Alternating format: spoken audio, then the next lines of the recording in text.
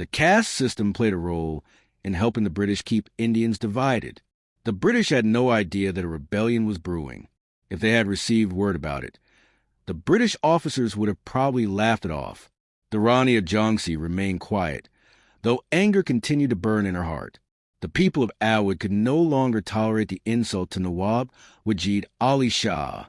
The British also stripped Emperor Bahadur Shah Zafar's right to appoint a successor. 4 important events led to the formation of the alliance of 4 Indian leaders. The British saw their book as law, where a defiant person was considered a rebel. Though the Indians might have won the war for independence, they lacked 2 key things: technology and discipline. On January 22nd, 1857, an incident occurred in Dum Dum, near Calcutta, that seemed trivial at the time but sparked a rebellion. A Dalit Hindu employee at the city's armory asked a high-caste soldier for a pot of water. The soldier replied haughtily, "Your touch would defile my pot." The Dalit responded angrily, "Are you so proud of your high caste? Just wait until the British make you chew cow and pig fat cartridges. Let's see where your high caste will stand then." The soldier was taken aback and quickly warned other soldiers about the cartridges. By evening, every Hindu and Muslim soldier in the city knew about it. Hindus couldn't eat beef, and Muslims couldn't eat pork. This issue led to the Indian soldiers refusing to use the new cartridges, marking the beginning of the 1857 War, also known as the British Rebellion or the Indian War of Independence. The new cartridges were for the British rifle called the Enfield. The bullets and ammunition were wrapped in paper grease with animal fat, either from pigs or cows, to make the bullets slide into the rifle barrel smoothly. The soldiers had to tear open the wrapper with their teeth, which caused an uproar when it was discovered that the paper was coated in pig and cow fat. An investigation was launched in Calcutta, and confirmed that pig and cow fat had been used.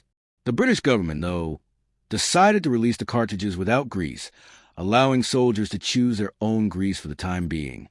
They also decided that future cartridges should be made with sheep and goat fat. But by then, the soldiers had already developed a deep hatred for the British government, which had many other reasons for discontent. The Indian Army was divided into 3 groups: the Bengal Army, Madras Army, and the Bombay Army. Among these, the Bengal Army was the largest, with 139,000 soldiers. British officers commanded all 3 armies and disliked the Indian religions and lifestyles, often attempting to convert soldiers to Christianity. In 1856, a controversial law called the General Service Enlistment Act was passed. This law made it compulsory for Indian soldiers to serve overseas. High-caste Hindus saw this as a sin. The law also ended a practice where soldiers could get their religious purifications paid for when returning from overseas, and pensions were stopped for new recruits. This created further unrest among the soldiers, particularly in the Bengal Army, where 60% of the soldiers were high-caste Hindus. The British government also clashed with local Indian rulers. India had hundreds of small states ruled by Nawabs and Maharajas, who were essentially puppets of the British government. Some British officials wanted total control and sought to eliminate these nominal rulers. Lord Dalhousie, the British Governor-General of India from 1848 to 1856, introduced the doctrine of lapse, which said that if an Indian ruler died without an heir, their state would be annexed by the British. Several states, including Satara, Jaipur, and Nagpur, were taken by this doctrine. When the same rule was applied to the Maratha Peshwa and the state of Jhansi, resistance arose. The last Maratha Peshwa, Baji Rao II, had no children, so he appointed Dandapant, his relative's son, as a successor. Danda became known as Nana Saheb. However, the British did not accept him as a Peshwa and confiscated his estate and pension, turning him into an enemy of the British. The Rani of Jhansi, Lakshmi Bai, also resisted the doctrine of lapse. After her husband, Maharaja Gangadhar Rao, died in 1853, she adopted a child as her successor, but the British refused to accept the adopted son and took away the state. The Rani was expelled from her fort and forced to live in a mansion called Rani Mahal.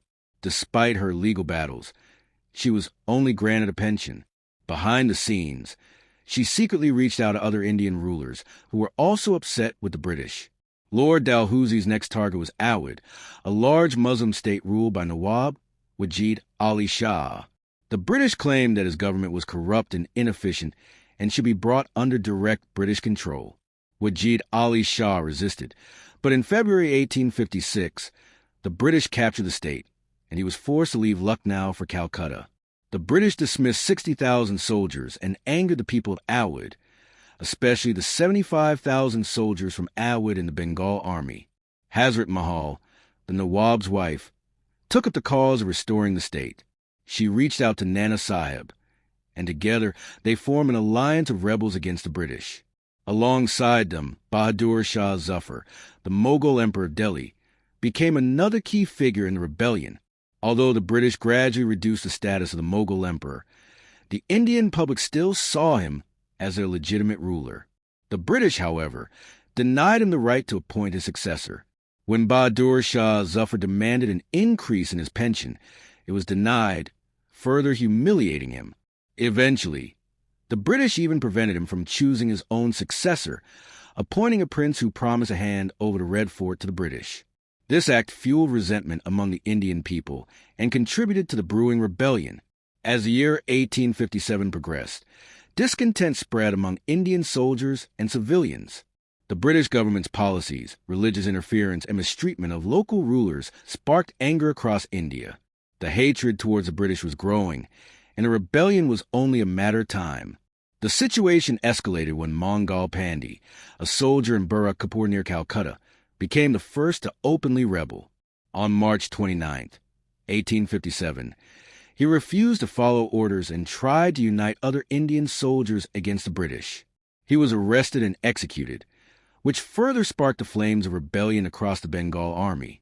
On April 24, 1857, in Meerut, 85 soldiers refused to use the controversial cartridges, and when they were humiliated, the entire army turned against the British.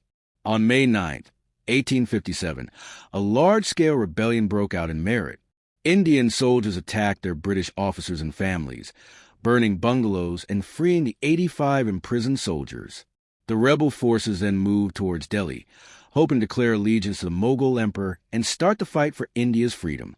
As the rebellion spread, questions arose about whether Bahadur Shah Zafar would lead them and what the British forces would do in Delhi. The story of the rebellion, its causes, and its aftermath will be revealed in the next part of this mini-series.